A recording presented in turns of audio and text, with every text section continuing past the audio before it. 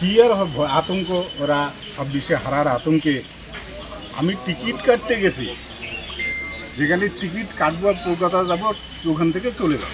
কোথায় টিকিট কাটতে গেলেন? ঘোকসাডাঙ্গা স্টেশনে টিকিট কাটতে গিয়েছি।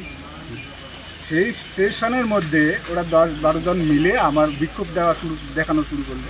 বিক্ষোভ দেখা কোনো ব্যাপার নেই, আমার কোনো ফ্যাক্টর নেই। বিক্ষোভ দেখানোর সাথে সাথেই ওরা আমার গাড়ি থেকে ঘিরে মানে বাঘ বিতণ্ডা করা শুরু করে। আমি কোনো কিছু জবাব দিইনি, কোনো কথা বলিনি। হ্যাঁ, ওরা স্লোগান দিচ্ছে, স্লোগানের কোনো জবাব হয় না। স্লোগান দিচ্ছে দিক। এর মধ্যেই আমার টিকিট কাটা হয়ে গেল। ড্রাইভার আসলো, ড্রাইভারকে বললাম যে গাড়ি ঘুরাও, চলো। আমি গাড়ি ঘুরিয়ে আসবো। ওরা গাড়ির সামনে দাঁড়িয়েছে। গাড়ির সামনে দাঁড়িয়ে নানান স্লোগান শাউটিং করছে। ভাই, স্লোগান শাউটিং করলে তো অনেকক্ষণ ধরে হলো, তো দেখলাম তো। আমি বললাম যে আমাকে যেতে দাও। আমার সিকিউরিটি সামনে ছিল, সিকিউরিটিদের উপরে ওরা মানে ঘুষা শুরু করলো, মারা শুরু করলো। তারপরে সিকিউরিটি তো কিছু বলে নাই, মারডাং খেয়ে আমার গাড়িটাকে পাস করে দেওয়ার বুদ্ধি করলো।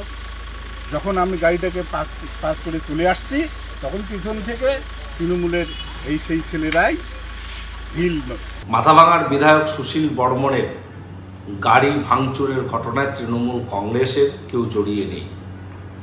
21শে জুলাই উপলক্ষে তৃণমূল কংগ্রেসের কর্মী সমর্থকরা ঘোকসাডাঙ্গা স্টেশনে গিয়েছিলেন। সুশীলবাবু হয়তো সেখানে কী কারণে গিয়েছে আমার জানা নেই।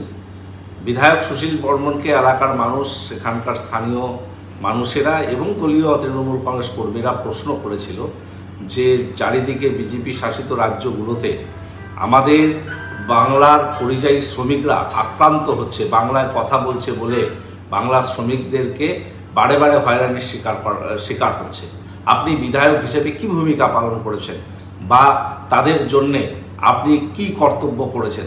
তিনি তার সদুত্তর না দিয়ে বরং তার গাড়ি থেকে তার একজন লোক প্ররোচিত করে এবং সেখান থেকে একটা বচসা হয়, উত্তপ্ত বাক্য বিনিময় হয়। সেখানে বহু মানুষ উপস্থিত ছিল। কে বা কারা সেই গাড়ি ভাঙচুর করেছে সে ব্যাপারে আমাদের জানা নেই এবং আমাদের দলীয় কর্মীরা সেই ঘটনার সঙ্গে জড়িয়ে নেই, এটুকু আমরা নিশ্চিত হয়েছি।